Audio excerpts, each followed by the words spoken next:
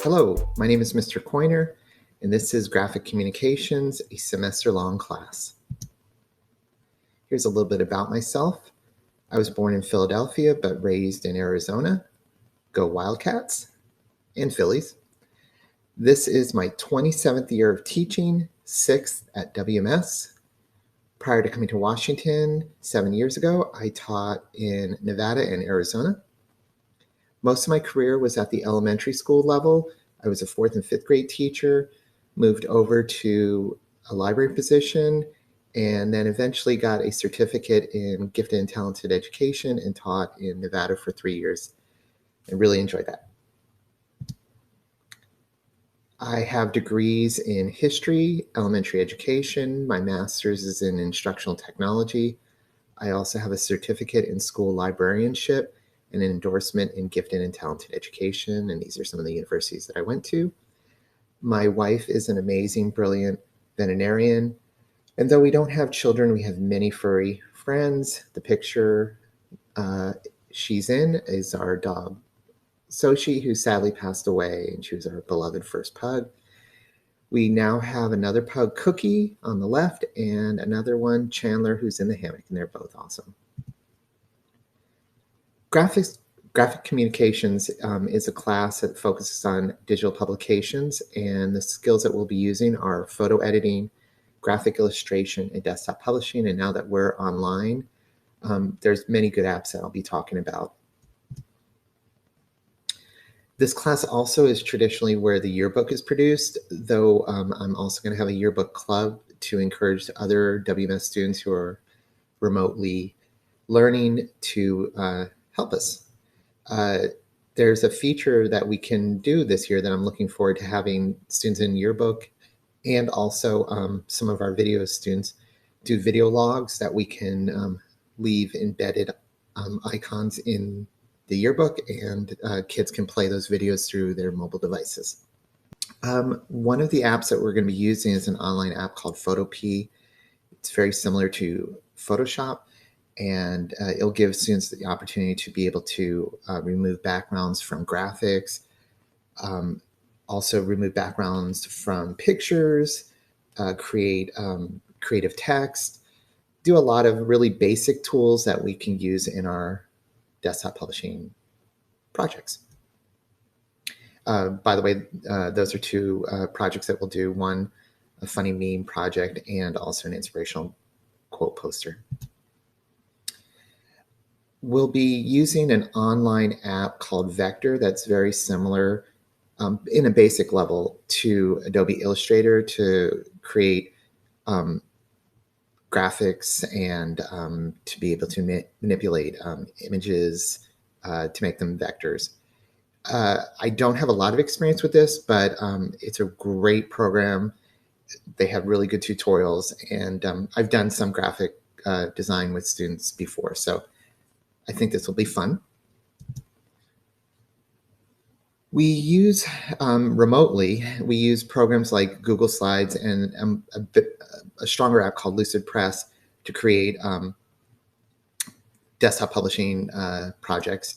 Google Slides, surprisingly, is quite good for this. You can resize any slide to the dimensions that you'd like. It is really good with creating floating text, graphics.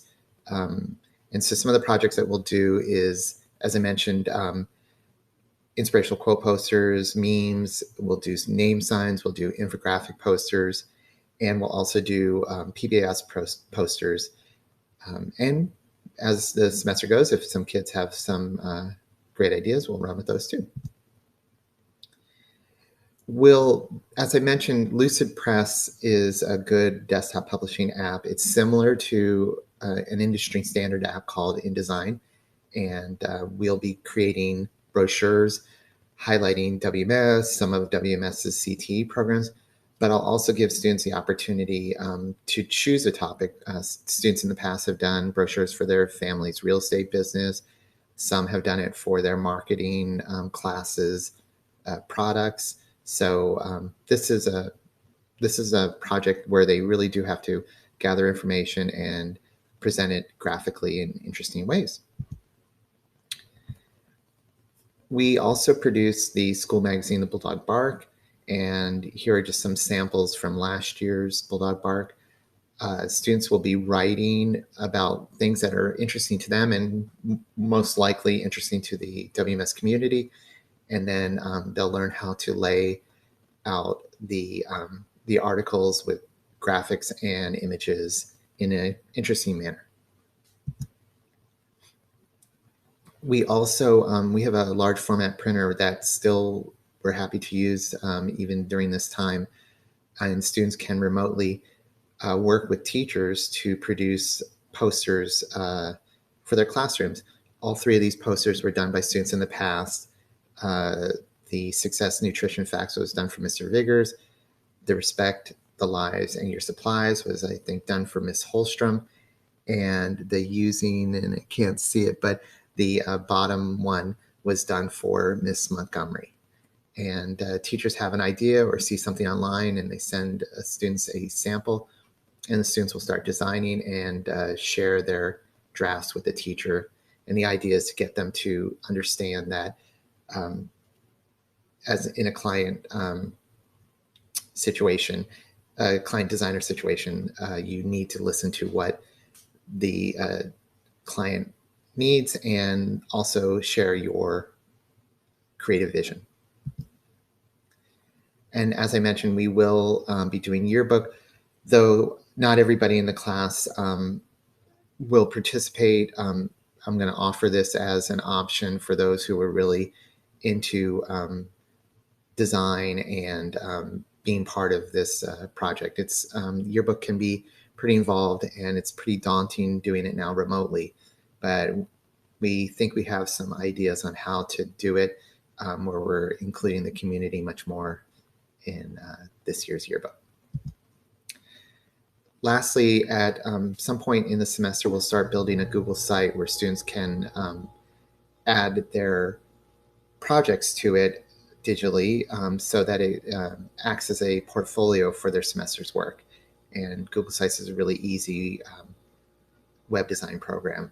And I think the kids will appreciate the idea of this, especially as they move onward and they think about college and the workforce. Having a digital portfolio is a lot of times really good to show your skills. My grading policy focuses on two primary components, project completion and small tasks that lead to that final project. As you can see, 80% of the grade is focused on the completed project and 20% is on those daily, weekly tasks. And the daily, weekly tasks might be taking an image and removing its background and submitting that for an assignment. It's the focus of the 20% daily work or weekly work is to keep the kids on track and to encourage them to not leave their project to the end. If they're not being held accountable during the process, there's a tendency for some students to wait until the last minute and their project is not as good as it could be. And it also gives me a sense about how they're progressing. If they're not getting in the small tasks, then they're going to have a difficulty finishing their final project. All assignments, in my view, can be improved. And so I always tell the students, you can resubmit a project. You can also submit projects late up until the last day of grading. Generally, I don't have too many students do that, but there are some that really just need to cycle back and update any projects or any late work. However, I feel it's the student's responsibility that if they're resubmitting a project or a project has already been graded and they're late, that they need to contact me and let me know that they have done so, because sometimes notifications on projects can fall into the update category in your Gmail. And so I feel it's dependent upon the student to let me know that they have completed their late work or resubmitted. With Zoom, I have a really big class, and so it's really important for students to be on time. I understand that there are outside distractions and Wi-Fi issues. And so I've accepted a 3-minute passing time for students to enter the Zoom meeting. However, those students who are consistently coming late, that really can be detrimental to their understanding. We've gotten into a pattern of recapping and giving an overview at the beginning of the class period. So showing up a little late is not a big thing, but it is a distraction to the teacher, to the other students. And again, they might miss some foundational instruction that can really throw them off for the rest of the meeting and have a sense of confusion. I've also come to realize that with Wi-Fi issues, as much as I would like to see that the kids are engaged and just get to know their faces, it's okay with me for them to turn off their video. So if you see your student without their video on in my class, that's okay. When we are in class, I would prefer students to raise their hand virtually. That just gives me an indication that in a few moments I need to stop and answer the question by asking them to unmute or looking and seeing in the chat. I have asked students to try to reserve the chat for what's going on right at that time, and to maybe sometimes be patient to see if I'm going to go over it. I discourage students asking about due dates and things like that when instruction's happening. Otherwise, they're always welcome to unmute and ask me about those kind of things. But it's just kind of getting a feel for this distance learning. It's a challenge for all of us. How you can help your student, encouraging them to be on time. That is really important. If you need to communicate with me, Gmail is always best bet. And encourage your students to use Gmail. It's a good development skill for students in this day and age. And they need to have their own voice in terms of letting me know that they need some extra help. It's obvious to me when I see them falling behind, and that's when you'll receive an email from me saying there's some missing work, or I'm concerned about some of the quality of their work. Checking Skyward and Schoology. I will say sometimes I might fall behind on grading, but then I'll go through kind of a period of grading frenzy. And so I generally try to stay up with grading so that you can get a sense about where your student is. And again, everything is always, you can always resubmit any project to improve your grade. Gmail is the easiest way to get me. I have Gmail on my phone like most teachers, so I will see emails. One caveat is that if you email me off of the school website, sometimes it goes into my updates and I might not notice it, or it might drop really far down in the queue under student submissions. So if you don't hear back from me, please just shoot me a reminder email. I'll more than likely be embarrassed that I missed your email, and I'll get back to you promptly. I'm also available for phone calls and Zoom meetings. And I skipped this, but I'm happy to work with your student one-on-one if they really need some catch-up. So looking forward to this semester. I hope your student enjoys this class. Take care.